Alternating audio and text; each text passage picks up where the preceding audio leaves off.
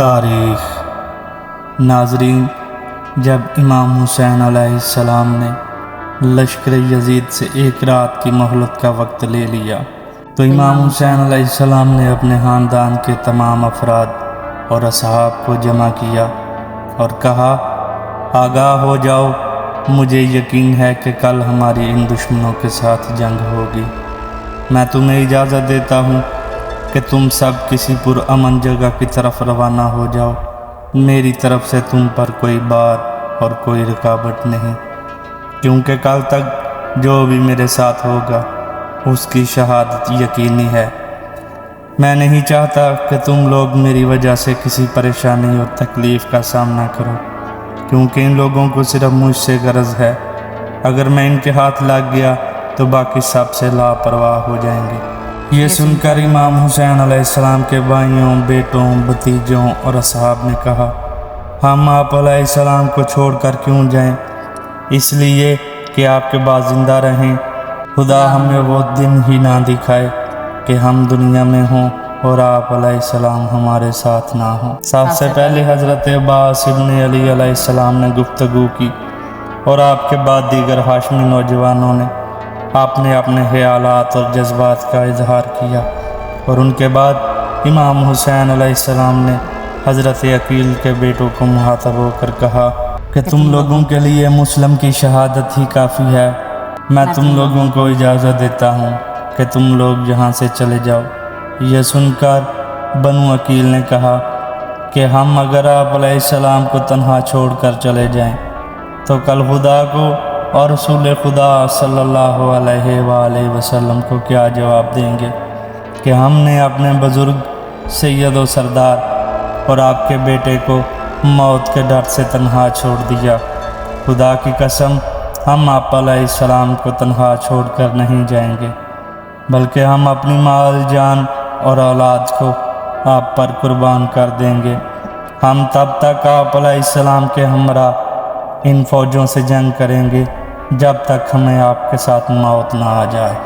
مسلم بن اوجا نے کہا، اے فرزند رسول، ہم آپ علیہ السلام کو تنہا چھوڑ کر نہیں جائیں گے۔ خدا کی قسم، اس وقت تک آپ علیہ السلام سے جدا نہیں ہوں گے جب تک اپنا نیزہ اور تلوار آپ کے دشمنوں کے سینوں میں نہ اتار دیں۔ سعید بن عبداللہ حنفی نے کہا، خدا کی قسم، مجھے یقین ہے کہ میں قتل ہو جاؤں گا، پھر زندہ کیا جاؤں، پھر قتل کیا جاؤں، تب بھی آپ علیہ السلام کو چھوڑ کر نہیں جاؤں گا۔ اور ایسا میں کیوں نہ کروں، کیونکہ قتل مجھے ایک دفعہ ہونا ہے، پھر اس کے بعد ہمیشہ کی عزت و کرامت کی زندگی ہے۔ اسی طرح زہیر بن کین، حبیب ابن مظاہر، محمد بن بشیر اور دیگر صحاب حسین نے بھی آپ علیہ السلام کو چھوڑ کر جانے سے انکار کیا اور آپ علیہ السلام کے ساتھ شہادت حاصل کرنے کا عزم کیا۔ جب امام حسین علیہ السلام نے اپنے صحاب کی نیت اور سچائی اور اخلاص کو جان لیا کہ وہ اپنی جان قربان کرنے کو بے قرار ہیں، تو آپ علیہ السلام نے انہیں خدا بند تعالیٰ کی قضا سے یہ کہتے ہوئے فرمایا، بے شک کل مجھے شہید کر دیا جائے گا اور آپ سب بھی میرے ساتھ شہید کر دیے جائیں گے۔ آپ میں سے کوئی بھی زندہ نہیں بچے گا، یہاں تک کہ قاسم اور عبداللہ کو بھی شہید کر دیا جائے گا۔ امام علیہ السلام کے یہ جملے سن کر آپ کے صحاب نے کہا، تمام تعریفیں اس خدا کے لیے ہیں جس نے ہمیں فرزند رسول اللہ صلی اللہ علیہ وآلہ وسلم کی نصرت کے ذریعے عزت و اکرام سے نوازا اور آپ علیہ السلام کے ہمراہ شہادت اور بزرگی سے نوازا۔ امام علیہ السلام نے ان سب کے لیے دعائے خیر کی اور کہا، خدا تمہیں ضرور میرے نانا کی شفاعت سے بہرہ مند فرمائے گا اور آپ میرے ساتھ جنت میں ہوں گے۔ عاشوراء کی رات امام حسین کے اصحاب میں کچھ عبادت میں مشغول تھے اور اسی طرح کچھ جنگ کی تیاریوں میں مشغول تھے۔ کچھ اصحاب حسین قیام کر رہے تھے تو کچھ رکوع اور کچھ اپنی پیشانی خاک کربلا پر رکھ کر اپنے خدا کا شکر ادا کر رہے تھے۔ اس کے بعد امام حسین علیہ السلام نے رات کی تاریکی میں خیموں سے باہر سطح زمین کی پستی اور بلندی کو گہری نظر سے دیکھتے رہے کہ کوئی گھات لگا کر چھپا ہوا تو نہیں۔ امام علیہ السلام کو خیموں سے دور جاتے دیکھ کر آپ کے صحابی حضرت نافع بن حلال ان کے پیچھے روانہ ہو گئے، تو امام علیہ السلام نے اپنے پیچھے آتے ہوئے دیکھ کر پوچھا، اے حلال، تم میرے پیچھے کیوں آ رہے ہو؟ تو نافع بن حلال نے کہا، اے فرزند رسول اللہ، میں آپ علیہ السلام کو اس سرکش لشکر کی طرف جاتے دیکھ کر خوف زدہ ہو گیا تھا، اور آپ علیہ السلام کی حفاظت کے لیے آپ کے پیچھے آ رہا تھا۔ امام حسین نے کہا، میں ان گھاٹیوں کی طرف یہ دیکھنے نکلا تھا کہ کہیں ایسا تو نہیں کہ کوئی چھپ کر بیٹھا ہو اور کل تم لوگوں پر پیچھے سے چھپ کر حملہ کرے۔ پھر امام علیہ السلام نے حلال کا ہاتھ پکڑا اور واپس چلے اور کہا، یہی وہ زمین ہے، یہی وہ زمین ہے، خدا کی قسم اس وعدے کی خلاف ورزی نہیں ہو سکتی۔ پھر امام حسین علیہ السلام اپنی ہمشیرہ دختر بطول جناب بی بی زینب سلام اللہ علیہا کے خیمے میں آئے اور نافع بن حلال آپ کا باہر انتظار کرنے لگے۔ تو نافع بن حلال نے دختر بطول علیہ السلام کو امام علیہ السلام یہ کہتے سنا کہ کیا آپ نے اپنے صحاب کی نیتوں اور ارادوں کو دریافت کر لیا ہے؟ تو مجھے ڈر ہے کہیں وہ آپ علیہ السلام کو دشمنوں کی تلواروں اور نیزوں کے درمیان اکیلا نہ چھوڑ جائیں۔ تو یہ سن کر آپ علیہ السلام نے جواب دیا، اے میری بہن، میں نے ان سب کو آزما لیا ہے، ان میں سے کوئی بھی مجھے چھوڑ کر جانے والا نہیں، یہ ثابت قدم رہیں گے اور میدان جنگ میں میرے ساتھ قتل کیے جائیں گے۔ عاشورہ کی رات آپ علیہ السلام اپنے اہل حرم کے خیمہ میں باری باری جاتے اور محدرات عصمت اور دختران رسول اللہ صلی اللہ علیہ وآلہ وسلم کو واعظ و نصیحت کرتے اور اپنے بعد آنے والی تمام مصیبتوں اور تکالیف پر صبر کرنے کی تلقین کرتے۔ جب 10 محرم الحرام کی صبح نمودار ہوئی تو آپ علیہ السلام نے اپنے بیٹے ہم شکل پیغمبر شہزادہ علی اکبر علیہ السلام سے کہا، اٹھو بیٹا، اذان دو۔ تو شہزادہ علی اکبر اٹھے اور گلدستہ اذان پر کھڑے ہو کر اذان دی۔ اللہ اکبر، اللہ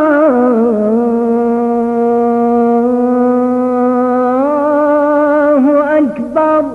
پھر امام حسین علیہ السلام نے اپنے اصحاب کو نماز فجر با جماعت پڑھا لی، تو آپ علیہ السلام نے ان کے سامنے خطاب کے لیے کھڑے ہو گئے۔ آپ علیہ السلام نے اللہ تعالیٰ کی حمد و ثنا بیان کی اور فرمایا، بے شک اللہ تعالیٰ آج کے دن میری اور تمہاری شہادت کا فیصلہ کر چکا ہے، لہٰذا تم سب صبر کا مظاہرہ کرتے ہوئے جنگ کے لیے آمادہ ہو جاؤ۔ پھر امام حسین علیہ السلام نے جنگ کے لیے اپنے اصحاب کی سرفرائی کی۔ ان کی کل تعداد 82 سوار اور پیادے تھی۔ آپ علیہ السلام نے زہیر بن کین کو میمنہ پر مامور کیا، حبیب ابن مظاہر کو میسرہ، اور خود اپنے خاندان کے ساتھ لشکر کے درمیان موجود رہے۔ آپ علیہ السلام نے اپنے لشکر کا علم اپنے بھائی حضرت عباس ابن علی علیہ السلام کو دیا، کیونکہ تمام افراد میں سب سے زیادہ اس علم کی علم برداری کی صلاحیت آپ علیہ السلام میں موجود تھی۔ حضرت عباس ان تمام لوگوں سے زیادہ امام حسین علیہ السلام پر مہربان اور آپ کے اصولوں کے پاسدار تھے۔ عمر ابن سعد 30,000 کے لشکر کے ساتھ امام حسین علیہ السلام کی طرف بڑھا۔ اس وقت کوفہ کے 4 سردار، جن میں زہیر بن سلیم، عبد الرحمن بن ابی برہ، قیس بن اشد اور حر بن یزید الریاحی تھے۔ کوفہ کے ان تمام سرداروں نے سوائے حر بن یزید کے امام حسین کے ساتھ جنگ میں شرکت کی۔ پھر امام حسین علیہ السلام نے اپنی سواری کو لانے کا حکم دیا، تو اس پر سوار ہو کر آپ علیہ السلام فوج اشقیاء کی طرف بڑھے اور بلند آواز میں صدا لگائی اور فرمایا، اے لوگو، میری بات سنو اور جنگ کرنے میں اس قدر جلدی نہ کرو۔ میں تمہیں واعظ و نصیحت کر لوں کہ جو میرے اوپر تمہارا حق بنتا ہے، اور میں تمہیں یہاں تمہارے پاس آنے کی وجہ سے آگاہ کر دوں، اور اگر تم نے میری بات کو مان لیا اور میری بات کو سچ قرار دیا تو پھر تم مجھ سے اپنے طور پر انصاف کرو گے اور یہ تمہاری سعادت اور خوش بختی کا باعث ہوگا، اور میرے ساتھ تمہارا جنگ کرنے کا کوئی عذر باقی نہیں رہے گا۔ اور اگر تم میری بات کو قبول نہ کرو گے اور مجھ سے انصاف نہ کرو گے تو پھر تم سب اکٹھے ہو جاؤ اور اپنے مقصد کو عملی جامہ پہناؤ، اور تمہاری یہ حرکت تمہارے لیے حیرت کا باعث نہ بنے۔ پس تم لوگ میری طرف بڑھو اور کسی چیز کا انتظار مت کرو، بے شک اللہ تعالیٰ میرا پشت پناہ اور مددگار ہے۔ علیہ السلام کی یہ باتیں خیموں میں مستورات نے سنی تو بلند آواز سے گریہ کرنے لگیں اور آہ و بکا کرنے لگیں۔ تو امام حسین علیہ السلام نے اپنے بھائی عباس ابن علی علیہ السلام سے کہا کہ ان مستورات کو خاموش رہنے اور صبر کرنے کی تلقین کرو، کیونکہ یہی مرضی خدا ہے۔ جب مستورات خاموش ہو گئیں تو امام حسین علیہ السلام نے اپنی جد رسول خدا صلی اللہ علیہ وآلہ وسلم پر اور انبیاء پر درود پڑھا اور ایسا خطبہ ارشاد فرمایا کہ جو کسی سامع نے اس سے پہلے کبھی سنا ہوگا اور نہ کسی نے دیا ہوگا۔ جب عمر ابن سعد نے دیکھا کہ امام حسین علیہ السلام کے خطبے اور وعظ و نصیحت کی وجہ سے حوصلے پست ہو رہے ہیں اور فوج میں بغاوت کی راہ کھل رہی ہے، تو یہ لشکر امام حسین کی طرف بڑھا اور اس نے ایک تیر خیمہ حسینی کی طرف پھینکتے ہوئے کہا، تم سب لوگ امیر کے دربار میں میرے بارے میں یہ گواہی دینا کہ پہلا تیر میں نے پھینکا تھا۔ اس کے بعد لشکر یزید نے امام حسین کے لشکر والوں کی طرف تیر برسانے شروع کر دیے، اور اس حملے میں کوئی بھی ایسا اصحاب حسین نہیں تھا جو تیروں کے لگنے کی وجہ سے زخمی نہ ہوا ہو۔ یہ منظر دیکھ کر امام حسین علیہ السلام نے اپنے اصحاب سے کہا، خدا تم سب پر رحم کرے، اٹھو اور موت کی طرف قدم بڑھاؤ، بے شک کسی کے لیے موت سے فرار نہیں، اور یہ تیر قوم اشقیاء کی طرف سے تم لوگوں کی طرف موت کا پیغام ہے۔ پھر امام حسین علیہ السلام کے صحاب نے مل کر لشکر یزید پر حملہ کیا۔